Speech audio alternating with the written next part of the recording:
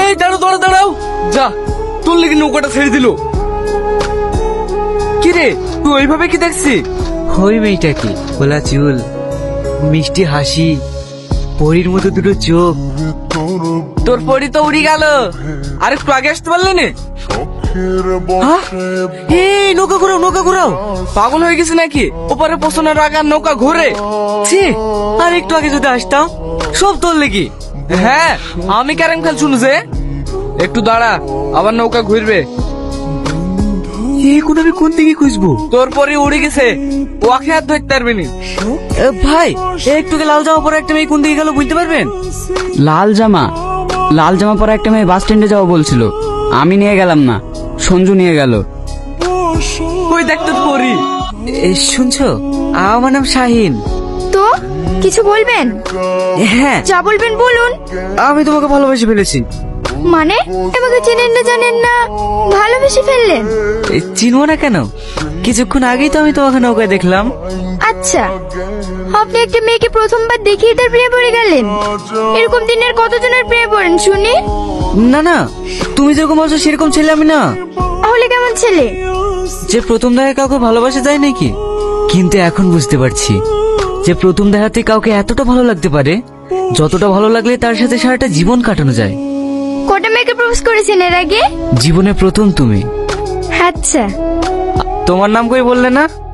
আমার নাম সালমা। সত্যি আমি তোমাকে অনেক ভালোবেসে ফেলেছি। এখন শুধু তোমার উত্তরের অপেক্ষা। তুমি কি আমাকে ভালোবাসবে?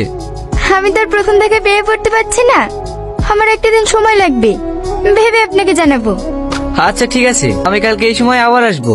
আজ মনে হয় বাস আসতে দেরি হবে, আপনি আমাকে একটা টোটো ধরিয়ে দিন না। হ্যাঁ যাও।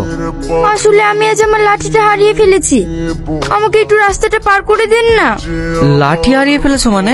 এই লাঠিটা আমাকে পথ দেখায়, সেই লাঠিটা আমি আজ রাস্তায় হারিয়ে ফেলেছি। একটা অন্ধ মানুষকে তার লাঠি ছেড়ে আবার কে পথ দেখাবে?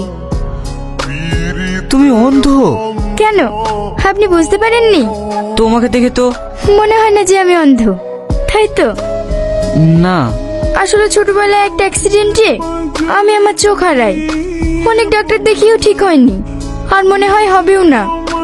আচ্ছা আমার দেরি হয়ে যাচ্ছে। হ্যাঁ এসো। উত্তরটা তাহলে কাল এসে নেবেন। সাবধানে যেও। আমাকে একটু রাস্তা পার করে দিবেন, আমি চোখে দেখতে পাই না।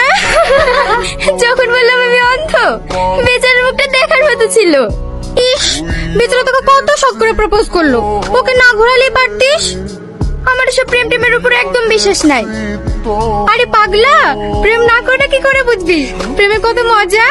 বকিসনি তো, ওসব প্রেম টেম কিছু হয় না, কাল দেখে নিস। কি রে, তোর মজনু এখন আসলো না যে?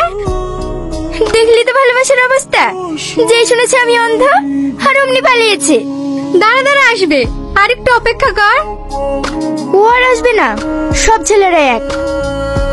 সব ছেলেরা এক হয় না ম্যাডাম। আপনি এসেছেন? না, কি ভেবেছিলে আসবো না? ভেবেছিলে আমি পালিয়ে গেছি? শোনো, পালানোর ছেলে আমি না। যখন ভালোবাসতে পেরেছি তখন সারা জীবন একসঙ্গে থাকতেও পারবো। কিন্তু আমি তো অন্ধ, আপনি আমাকে ভালোবেসে সারা জীবন কাটাবেন কিভাবে? আমি তোমাকে ভালোবাসি সালমা, মৃত্যু পর্যন্ত তোমার হাত ধরে থাকতে চাই। তুমি চোখে দেখতে পাও না তো কি হয়েছে? আমি আমার চোখ দিয়ে তোমাকে পুরো দুনিয়া দেখাবো। আপনি সত্যিই আমাকে এত ভালোবাসেন? হ্যাঁ, অনেক ভালোবেসে ফেলেছি তোমাকে।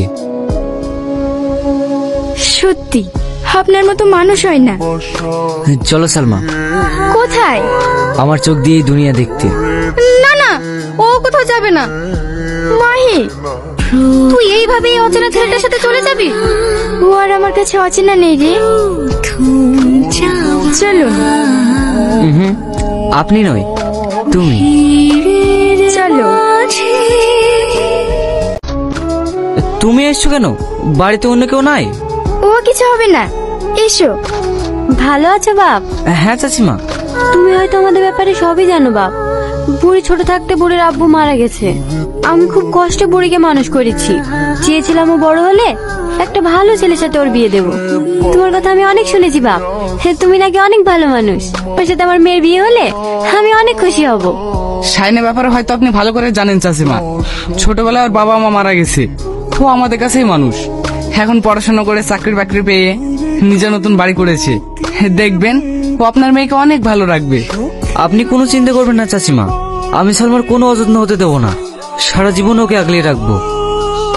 শাহিন, হ্যাঁ বলো। সরি শাহিন, আমি তোমাকে মিথ্যে বলেছিলাম। কি মিথ্যে বলেছিলে? আমি অন্ধ না। কি? তার মানে তুমি এতদিন আমার সাথে নাটক করেছো? তুমি রাগ করো না বাপ, আমি জানি এই কথাগুলো শুনে তোমার খারাপ লাগছে, কিন্তু ও একটা ভালো মানুষ খোঁজার জন্য এই অভিনয়টা করেছে। অনেক নিখুঁত অভিনয় করেছো Salma.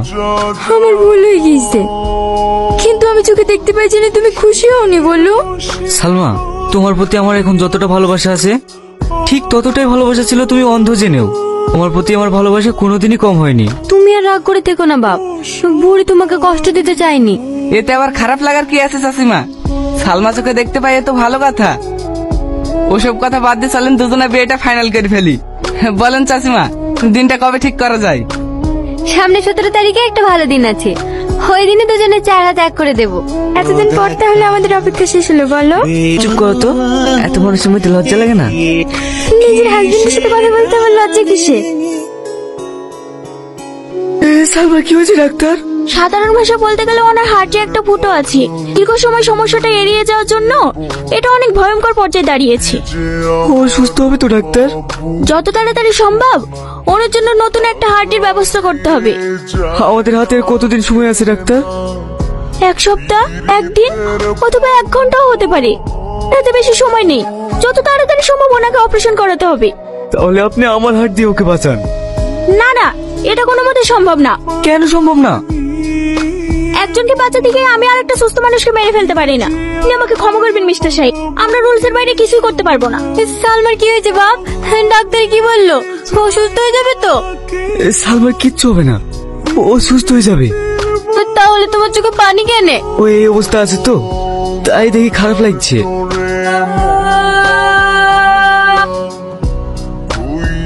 He is dead. Shahin, মা, শাহিন কোথায়?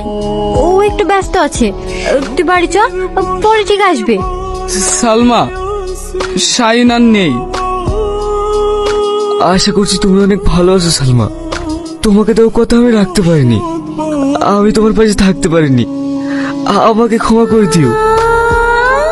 আমি তোমাকে অনেক ভালোবাসি সালমা, সারা জীবন তোমার সাথে থাকতে চেয়েছিলাম। হয়তো জীবিত অবস্থায় পারলাম না, তবে আমি একদিক থেকে সারা জীবন তোমার সাথে থাকবো। যখন তোমার আমার কথা মনে পড়বে তখন বুকে হাত রেখে একবার আমার নাম নিও, দেখবা আমি তোমার কাছেই আছি।